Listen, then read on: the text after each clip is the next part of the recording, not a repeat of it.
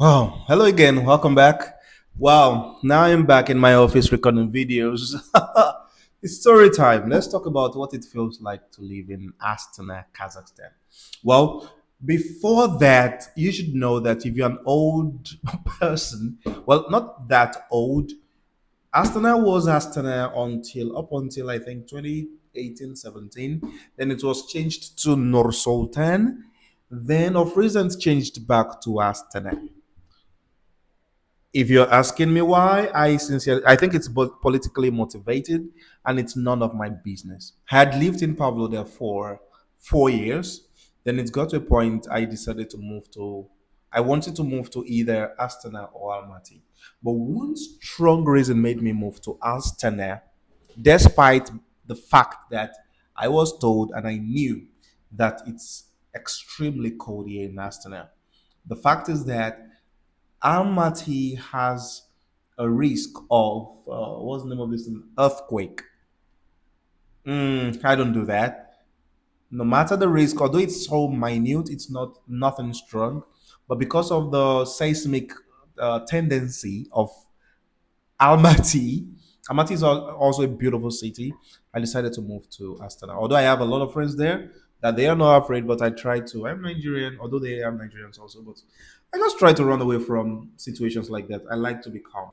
Electricity, well, electricity is constant, but maybe because of where I live, I have experienced power outage twice or three times in my 2 years living in Astana. It's not like going out for that long, it's just like more for 30 minutes. But I am Nigerian, that is nothing. Yeah, that's just me saying the truth. That's nothing. We have that. Then let's talk about shopping. Shopping is beautiful. You have shops everywhere, almost everywhere. Your building has a shop. The building beside you has a shop. Everywhere you just have to buy. You can buy anything you want close by. So it's not this type of shopping, especially in the UK or somewhere where you have to take your car, drive that far, unless you want to buy electronics or the likes. But basic groceries and necessities, you can get them as quickly as possible. When it comes to dressing, I would say, and this is where it gets serious. If you are not serious enough with your dressing in Astana, you are prone to get sick because the temperature in Astana is so crazy that you might feel nothing, but before you know it, you're down with fever or cold. So I tell my people, make sure your footwear is a priority. Never let your feet be cold. Get your footwears, get them quality, standard. Okay. I would say I've been using the same footwear for the past 3 or 4 years now. It's so quality. I invested a lot in it. And it's not as if you wait all through the year. You just wait for the space of 3 to 4 months. Keep. Now let's talk about cost of living and housing. Cost of living, let me start with housing. It's a bit tricky. I have a secret. If you want to get an apartment or a flat in Astana or in Kazakhstan as a foreigner, never go directly to agents or to people. I don't know, some of those agents, maybe because you're a foreigner or something, they try to inflate. Yeah, I have experienced it before. They try to inflate the what's it called, the cost for some reasons I don't understand. Maybe because they think you earn in dollars or you earn in foreign currencies. So when I deal with natives, I try to let them know, guys, I work here, I earn my living, I earn here. So please treat me the same way you treat other natives, please. So that's number one thing. So the fact that you're a foreigner might inflate. I've seen a lot of apartments on what's the name, Expat group on Facebook, and I see those apartments. Then looking at the price, I'm like, what? Why? You understand? And that is just because they believe foreigners are expatriates coming into Kazakhstan, and they're bringing loads of dollars or pounds into the country. So, so that might influence the price of apartment. But an average apartment in Astana depends on the side. We have two sides. We have the right and the left side. If you're trying to get an apartment on the left side, be ready for something around 200 to 350,000 tenge. Even it can go as high as millions of millions of tenge if you can afford that. I'm talking about an average foreigner coming to Kazakhstan. You get to spend about 250 to 300,000 for a comfortable monolith apartment. Yeah, let's put it that way. And so 200 to 300,000 tenge should be around $1 is 570 tenge. When it comes to food and the likes, be ready to spend an average of, for my family, a family of three, you can spend an average of 100,000 on on groceries. Like by groceries, I mean food and everything. Yeah, my rent is around 300,000 tenge. Yeah, so that's like you're going 300 plus 100. Then transport, taxis are expensive, but buses are really cheap.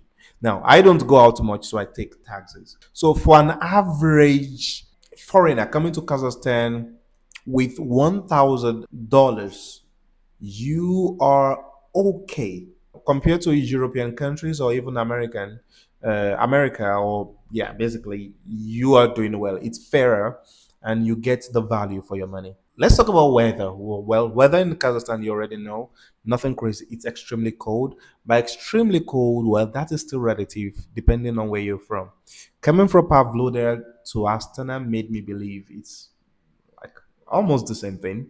But somebody coming from a hot or humid part of of the world into Kazakhstan might find it surprising. It's extremely cold.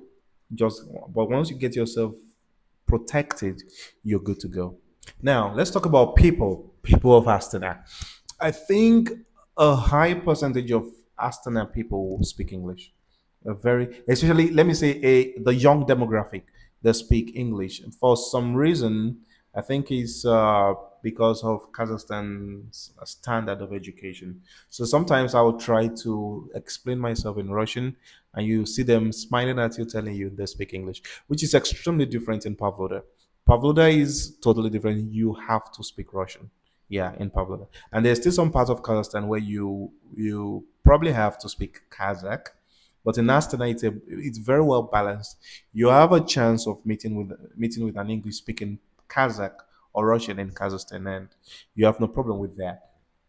In terms of Kazakhs are kind of known to be shy people, but if you are able to find a very beautiful relationship or uh, earn people's trust in a way, you get the best of Kazakh. They are the best and the most hospitable people I have ever seen. When you go to a Kazakh person's house, never tell them. I tell people don't eat before going because you get to eat 3 or 4 courses of meals. So get yourself ready. They're friendly people, amazing people. And I tell people never take the opportunity for granted. Don't take the people for granted. In Kazakhstan, Astana has been an amazing experience so far. You have to, and everything is about networking because Kazakhs deal with trust. They only deal with you if they trust you. I'm this kind of person that, due to my line of work, sometimes I don't even have to push myself out there. There's always somebody telling somebody about yourself.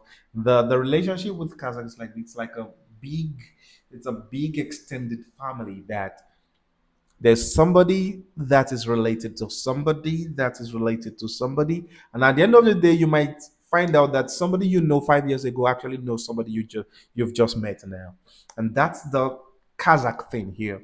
So somebody's always your sister. Somebody's always, and if you're good enough, if you're a very good person, why am I saying if you're a good person?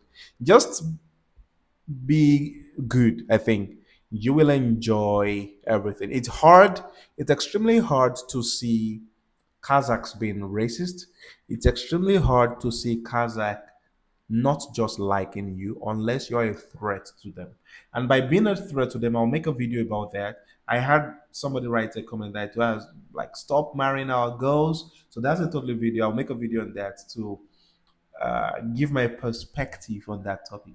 But basically, be nice, be good, just be your true self, which is the good side of your true self, and you enjoy every bit of Kazakh people, especially in Astana. So, lastly, let's talk about general life. General life in Astana, well, life is beautiful. It's cold, like I have said. It's a clean city. I noticed that the Kazakhstan government is trying to do some afforestation, trying to make trees grow in the city because it's a modern city. So I think buildings grow faster than trees now, but they're trying to push on afforestation, make people grow trees. I have noticed that, and they are intentional about that. So general life, I am not the outgoing type of person, so I might not be able to talk about the liveliness. I'm this kind of person that I have a fixed schedule: go to work, go to church, go home. Even shopping, I shop online.